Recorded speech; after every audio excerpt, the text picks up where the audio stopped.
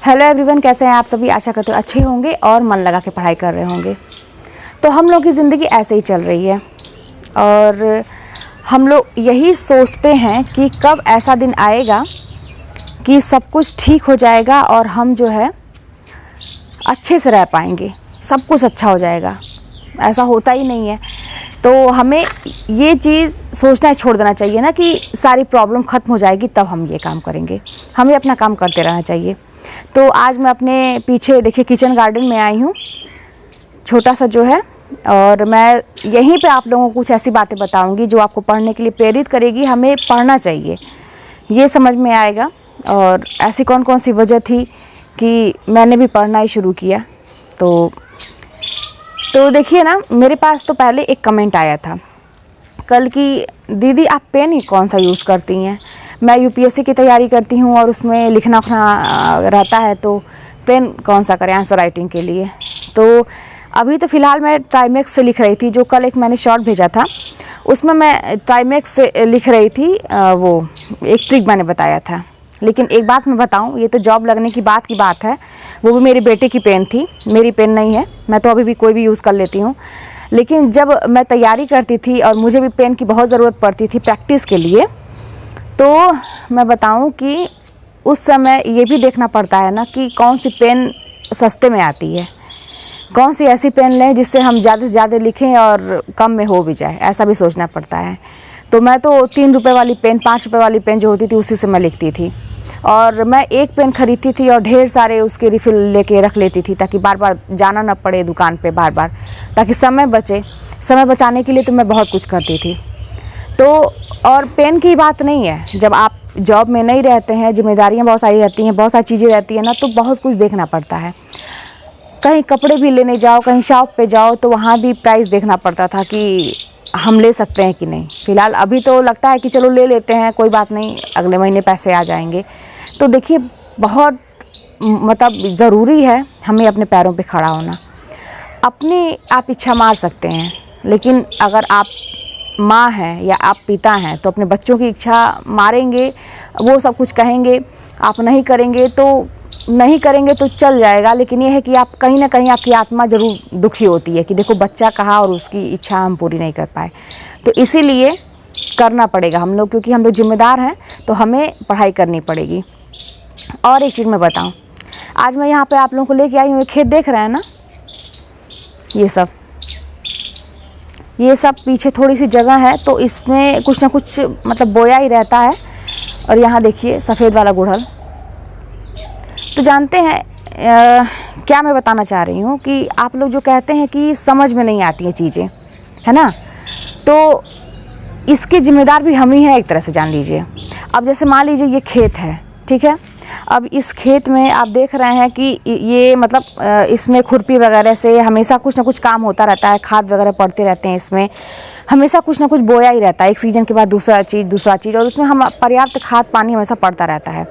लेकिन अगर इसी खेत को बहुत सालों से ऐसे ही छोड़ दिया जाता और उस पर कोई काम नहीं होता, जो कहते हैं ना परती, जैसे गांव में बोलते हैं कि खेत परती पड़ा हुआ है, तो अगर ऐसा खेत रहता तो क्या आपको लगता है कि वो कुछ काम लायक होता?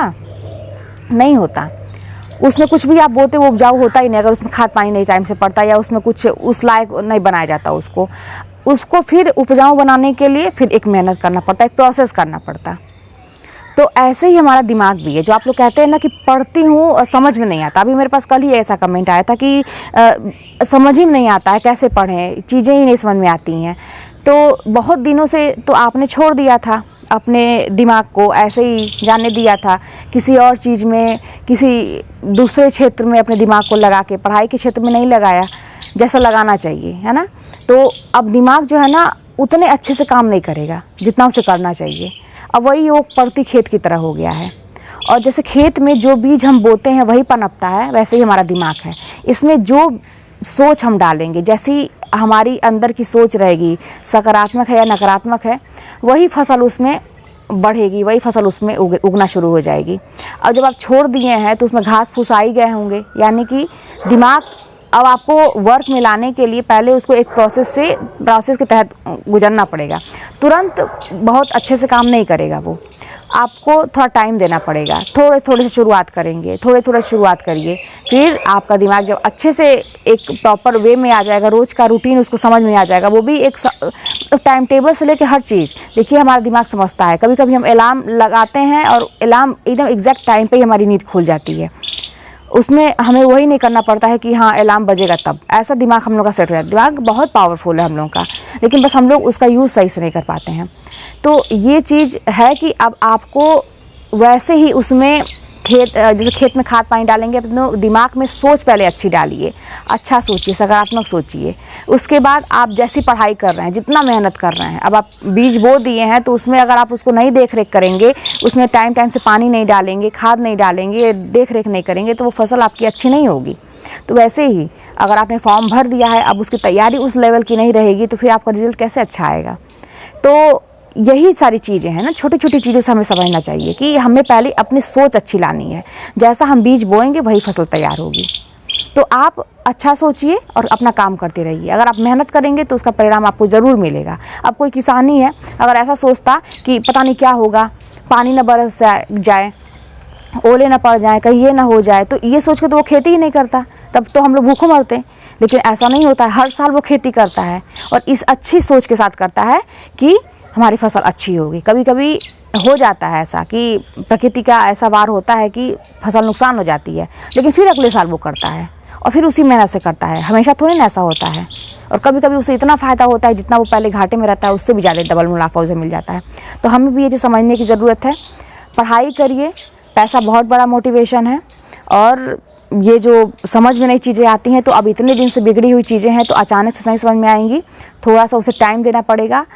अब धीरे धीरे अपने आप पे काम करिए। इसलिए मैं बार बार कहती हूँ कि अपने आप पे काम करिए, दूसरों के अभी फ़िलहाल उसमें रहिए ही नहीं कि अगला क्या कह रहा है, मुझे अच्छा कह रहा है कि बुरा कह रहा है, कहने दीजिए, आप अपना काम करिए, मेहनत करिए दिन रात, थोड़ा नींद कम लीजिए, टाइम टेबल बनाइए, कोई भी काम करना है तो उसे लिख लीजिए, क्योंकि जब लिखा हुआ रहता है तो हमें ऐसा लगता है कि हाँ हमें ये काम करना ही है। नहीं तो ऐसे रहता ना तो फिर हम कभी टाइम से पढ़ेंगे भी नहीं। अगर आप टाइम टेबल नहीं बनाएंगे कि कल हमें क्या पढ़ना है, तो आप कुछ भी उठा के पढ़ने लगेंगे और कहीं का भी नहीं, कुछ तैयार नहीं होगा आपका। तो ये सारी छोटी छोटी चीज़ें हैं, ध्यान देना है। और आपके मैं कमेंट देखती रहती हूँ, मुझे बहुत अच्छा लगता है कि आप सभी अपने पर्सनल चीज़ें देते हैं। और हाँ, एलिजिबिलिटी से आप लोग संबंधित जब मुझसे प्रश्न पूछते हैं कि दीदी मैं एलिजिबल हूँ कि नहीं ये फॉर्म डालने में, मैं यहाँ से ये कर रही हूँ, वहाँ से वो कर रही हूँ, तो इसके लिए तो मैं यही कहूँगी ना कि आप लोग विज्ञापन सर्च किया करिए। विज्ञापन जब आप लोग देखेंगे तो उसमें एकदम सही आपको जानकारी मिलेगी कि आप जिस भी क्षेत्र में जाना चाह रहे हैं। बहुत सारे अलग अलग विषय से संबंधित लोग मुझसे पूछते हैं।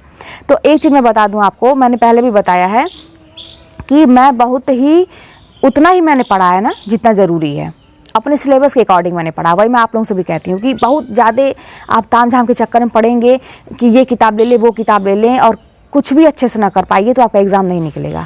उतना ही करिए, अपना सिलेबस उठाइए, उसी के अकॉर्डिंग पढ़िए, और ये देखिए कि कैसे प्रश्न आ रहे हैं, पहले कितना हमें पढ़ना चाहिए। हाँ, प्रश्न की प्रकृति अब बदल रही है, कठिन हो रहे हैं, अभी तैयारी उस लेवल की करिए। जो भी टॉपिक है उसमें डीपली पढ़िए, अच्छे से पढ़िए। लेकिन जो चीज़ें नहीं है आपके सिलेबस में, उसको पढ़ने की कोई ज़रूरत नहीं है। आप जो भी परीक्षा की तैयारी कर रहे हैं, सिलेबस के अकॉर्डिंग तैयारी करिए। तो मैंने वैसा ही किया था। सीमित किताबें होनी चाहिए, कम किताबें रहें, और उसको आप कई बार पढ़िए। ऐसा ना हो कि कई किताबें रहें उसको एक भी बार ना पढ़ पाइए, ये नहीं। कम किताबें हैं उसको कई बार पढ़िए, और इतना पढ़िए कि वो चीज़ें आपके दिमाग में एकदम बैठ जाए। यही सब तरीका है आपको एग्ज़ाम निकालने का। तो बहुत ज़रूरी है हमें अपने पैरों पे खड़े होना। और अगर आप ये सोचेंगे कि हमारे जीवन में सब कुछ जब सही हो जाएगा, ये वाली प्रॉब्लम जब ख़त्म हो जाएगी तब मैं पढ़ना शुरू करूँगी, अभी ये दिक्कत है वो दिक्कत है, तो ऐसा कभी नहीं होगा। जैसे ही एक समस्या ख़त्म होगी ना, दूसरी आ जाएगी। ये तो रूल है, ये तो मान के चलिए कि ये रूल है इस दुनिया में। यहाँ हम लोग जन्म लिए हैं भोगने के लिए, कुछ ना कुछ भोगने के लिए यहाँ पे हम लोग आए हैं, अपना कर्म भोगने के लिए। तो इसलिए अभी अच्छा कर्म करिए।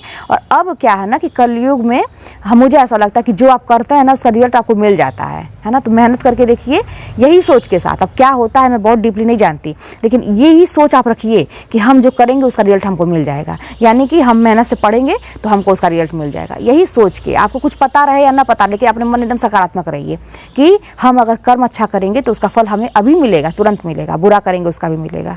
तो चलिए फिर मिलते हैं नेक्स्ट वीडियो में, और कोई भी बात होगी तो कमेंट के माध्यम से बताइएगा। बस एक ही इलाज है, हर एक समस्या का निवारण है, पढ़ाई करिए, अपने पैरों पे खड़े होइए। आप खुद देखेंगे ना कि एक दिन आप लोग हमें मुझसे ही कहेंगे, मेरे में एक वीडियो में आके कमेंट करेंगे कि दीदी अब सब कुछ ठीक है। इतना तो लगा ही रहेगा हमेशा, वो तो रूल है संसार का, लेकिन अब सब कुछ ठीक है। तो चलिए मिलते हैं नेक्स्ट वीडियो में।